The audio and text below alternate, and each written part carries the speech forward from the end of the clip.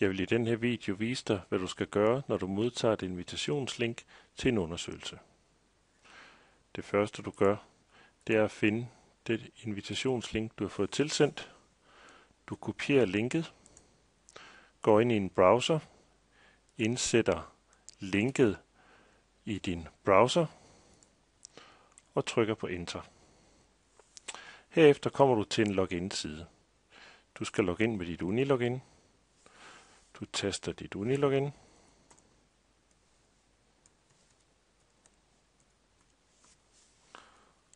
Og trykker Login. Det du møder nu, det er, at du skal oprette en konto. Og det er de samme betingelser, du skal godkende, som det er på det almindelige klassetrivsel. Så du accepterer betingelserne. Og herinde kan du se de oplysninger, der er på dig i forhold til dit Unilogin. Og du skal oprette en konto ind ved at finde et brugernavn.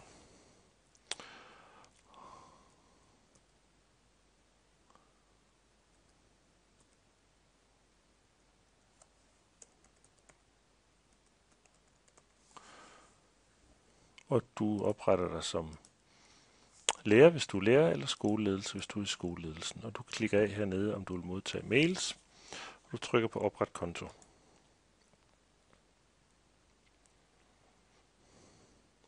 Nu er du så inde og skal tilføje elever til den undersøgelse, du blev inviteret til.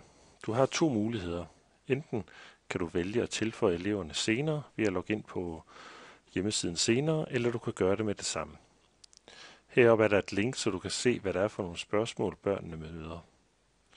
Men jeg klikker her nede, for jeg vil tilføje eleverne til undersøgelsen nu. Du vælger her, hvad det er for en årgang, du har. Jeg vælger 9. klasse. Trykker på næste. Og jeg henter elever fra Unilogin, så jeg klikker af her og trykker på næste.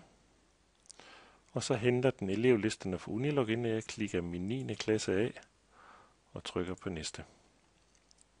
Og så henter den klassen fra Unilogin.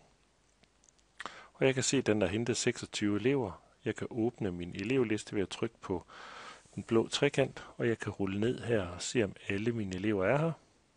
Jeg har mulighed for herude at slette en elev, hvis jeg vil slette en elev. Jeg kan oprette en ny elev hernede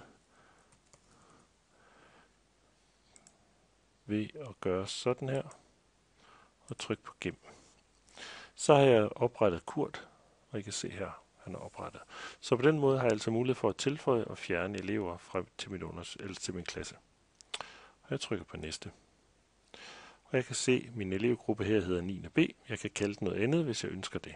Og trykker på næste. Når jeg så har oprettet min undersøgelse, så kan jeg vælge hernede. Jeg kan tilføje en klasse mere, hvis nu jeg har en klasse. Eller jeg kan afslutte, hvis jeg ikke har flere klasser, jeg vil tilføje nu. Så jeg afslutter. Og så kan jeg se herinde, at jeg kan hente elevernes adgangskode igen. Jeg kan se fremdriften her. Jeg kan se, hvor mange elever, der har besvaret undersøgelsen. Jeg kan klikke på fanerne heroppe for at se, hvad er det for nogle spørgsmål, der bliver stillet i undersøgelsen. Jeg kan se på fanen elever, hvad er det for nogle børn, jeg har tilføjet. Under rapport, der er der ikke så meget nu, fordi der selvfølgelig ikke er nogen elevbesvarelser. Så jeg kan klikke rundt på fanerne heroppe og følge med i, hvordan mine elever har svaret. Så når mine børn har svaret, så kan jeg følge med i heroppe på de 2 sidste faneblade, hvordan ser resultaterne ud for min klasse. Efterfølgende kan jeg også gå ind og kigge på undersøgelser her. Herunder undersøgelser kan I se, der har jeg en oversigt over mine undersøgelser.